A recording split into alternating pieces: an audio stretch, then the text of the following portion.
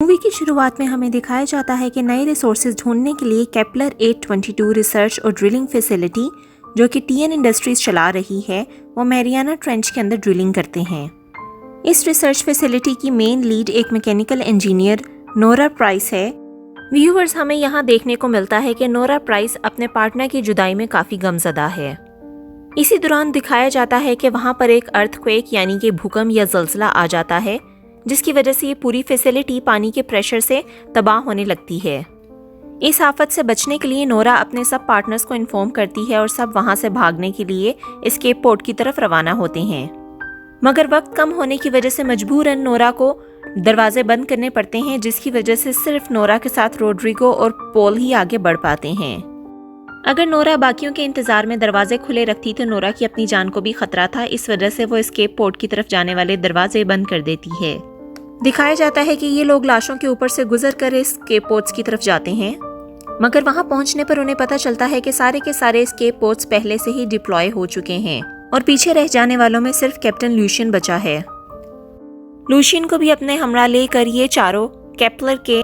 Control base की तरफ जाते हैं, जहां इन्हें दो बायोलॉजिस्ट एमिली और इंजीनियर स्मिथ मिलते हैं। वहां पर ये सब मिलकर सरफेस से कांटेक्ट करने की कोशिश करते हैं, मगर नाकाम रहते हैं। लूशियन यहाँ पर सबको मशवरा देता है कि वो लोग प्रेशराइज सूट्स पहनकर 1 माइल ओशन के अंदर मजीद जाकर कुछ आगे चलकर रोबक 641 फैसिलिटी की तरफ जा सकते हैं, क्योंकि उसके ख्याल में उस फैसिलिटी में शायद उन्हें एस्केप पोड्स मिल जाएं जिसको इस्तेमाल करके वो सरफेस तक पहुंच जाएं। लूशियन का मशवरा काफ़ी ख़तरनाक और रिस्की था, क्योंकि प्रेशराइज सूट्स में दिखाया जाता है कि लिमिटेड ऑक्सीजन होने की वजह से समंदर में मजीद 1 माइल अंदर जाकर आगे चलना भी काफ़ी रिस्की है। मगर कंटिन्यूस आते ज़लज़ले में सबका मरना यकीनी था, जिसकी वजह से वो सब ये इरादा करते हैं कि यहाँ बैठकर हाथ पर हाथ धरकर मौत का इंतज़ार करने से बेहतर है कि वो अपनी जान बचाते हुए मर जाएं। दिखाया जाता है कि इस फैसले के बाद ये सब लोग सूट्स पहनकर फ्रीट एलिवेटर में जाने ही लगते हैं कि रोड्रिगो का हेलमेट जो कि डिफेक्टिव था उसकी वजह से ब्लास्ट हो जाता है और इस ब्लास्ट की वजह से रोड्रिगो मर जाता है। रोड्रिगो की मौत से ये सब काफ़ी परेशान होते हैं और एमिली और नोरा काफ़ी ज़्यादा खौफज़दा हो जाती हैं। अब ये सब अपनी जान बचाने के लिए नीचे की तरफ जाते हैं। नीचे की तरफ जाते हुए जब ये लोग 200 फीट तक पहुंचते हैं तो इन्हें फिर से ज़लज़ला महसूस होता है।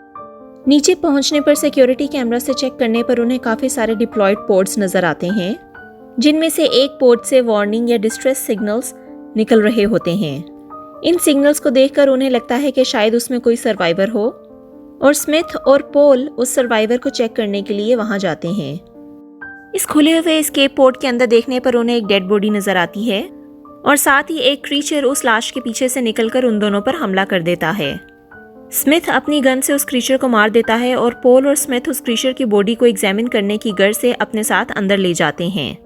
जहां एमिली इस क्रीचर की बॉडी देखते हुए बताती है कि ये अनडिस्कवर्ड स्पीशीज हो सकती हैं और साथ ही साथ इस क्रीचर की बॉडी को देखकर वो सब काफ़ी ज़्यादा खौफज़दा और शॉक्ड होते हैं, क्योंकि उससे पहले कभी भी किसी ने इस तरह का कोई क्रीचर नहीं देखा था। यहाँ पर इन सबको टीएन कंपनी पर शक होता है और उन्हें लगता है कि शायद कंपनी को इन क्रीचर्स का इल्म हो और इन्हीं की डिस्कवरी के लिए कंपनी ने ये अंडर वाटर फैसिलिटीज़ बनाई हों। इसी दौरान इन सबको ज़लज़ला दोबारा महसूस होता है और देखने पर इन्हें पता चलता है कि उनकी फैसिलिटी के ऊपर कोई चल रहा है और उस खिड़की से उन्हें एक क्रीचर भी दिखाई देता है। अब ये पांचों खौफज़दा हालत में अपनी जान बचाने के लिए आगे की जानिब बढ़ते हैं और साथ ही दिखाया जाता है कि अर्थक्वेक की वजह से केपलर तबाह हो जाता है।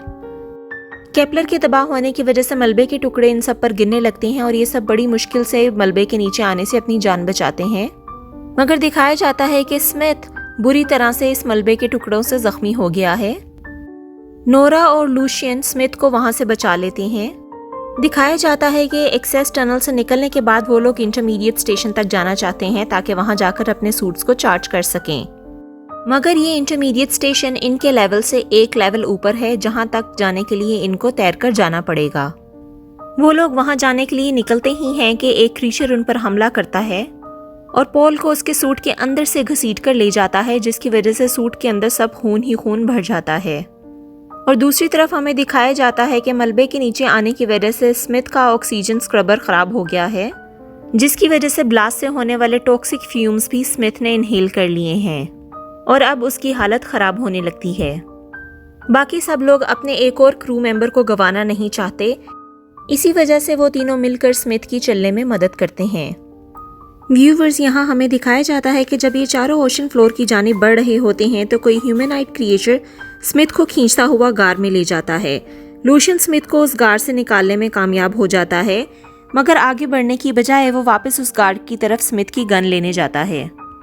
जिसकी वजह से क्रीचर लूशियन को पकड़ लेता है और नोरा लूशियन को बचाने की गर्ज से उसके पीछे जाती है, मगर वो दोनों एक प्रेशराइज जगह पर ट्रैप हो जाते हैं, जिसके प्रेशर की वजह से उनके सूट्स खराब होना शुरू हो जाते हैं। अब नोरा को बचाने की गर्ज से लूशियन खुद की कुर्बानी दे देता है ताकि नोरा वहां से बचकर निकल सके। लूशियन की मौत से नोरा काफ़ी दिलबर्दाश्ता हालत में आगे की जानिब बढ़ती है और शेफर्ड स्टेशन तक पहुंचती है। व्यूअर्स, ये वो जगह है जहां कैप्टन यानी कि लूशियन पहले काम करता रहा था। नोरा लूशियन का लॉकर चेक करती है और यहाँ नोरा को ड्रिलिंग साइट के पुराने ब्लूप्रिंट्स मिलते हैं, जिन्हें देखकर नोरा को यह आइडिया होता है कि शायद लूशियन इन सब क्रीचर्स के बारे में पहले से जानता था, और साथ ही साथ वहाँ पर नोरा को कैप्टन की बेटी की भी तस्वीर मिलती है। नोरा यहाँ से एमिली और स्मिथ को कांटेक्ट करने की कोशिश करती है, मगर कोई फ़ायदा नहीं होता और यहाँ नोरा को एक न्यू प्रेशराइज सूट मिलता है।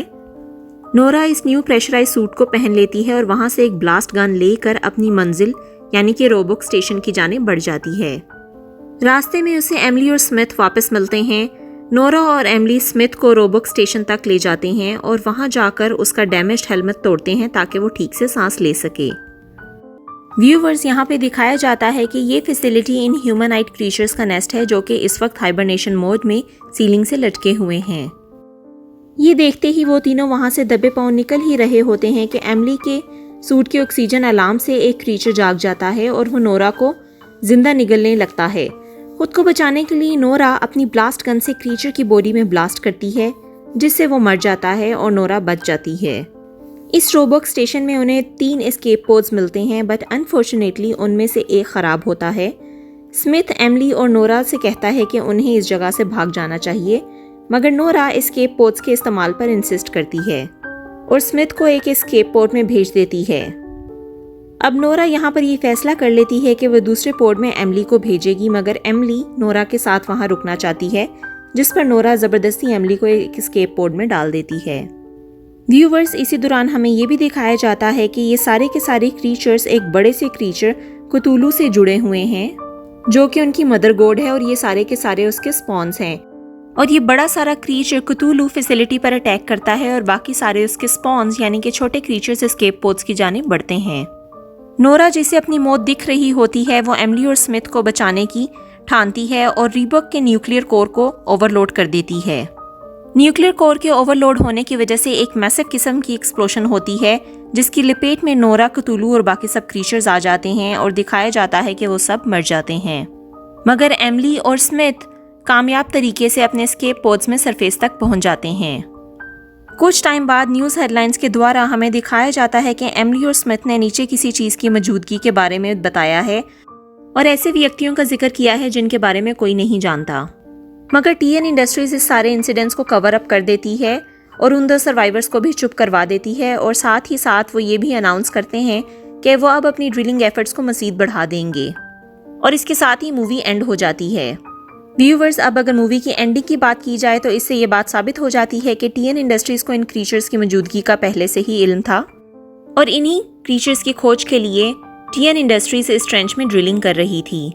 और इसके साथ ही ये भी बात समझ में आती है कि जो अर्थक्वेक भी शुरुआत में दिखाया गया था वो दरअसल कुतुलू ही था, वो कोई अर्थक्वेक नहीं था, और कुतुलू ने ही इनकी सारी की सारी फैसिलिटीज़ तबाह की थी। और व्यूवर्स, मूवी के एंड पे हमें कुतुलू के बारे में बताया जाता है कि कुतुलू दरअसल एक एंशिएंट गॉड है जो कि शांति और खामोशी से समंदर की गहराई में रहता है, मगर इंसान जिसको अपनी दुनिया में बिल्कुल भी चैन नहीं है और वो हर नई चीज़ की खोज में लगा रहता है, उसने अपनी इस खोज की वजह से कुतुलू की शांत दुनिया में ड्रिलिंग के ज़रिए अशांति पैदा कर दी थी, और अपनी इस शांति में खलल पैदा करने की वजह से कुतुलू ने इंसानों की ड्रिलिंग साइट्स को तबाह किया था ताकि वो दोबारा से अपनी समंदर में शांति से रह सके।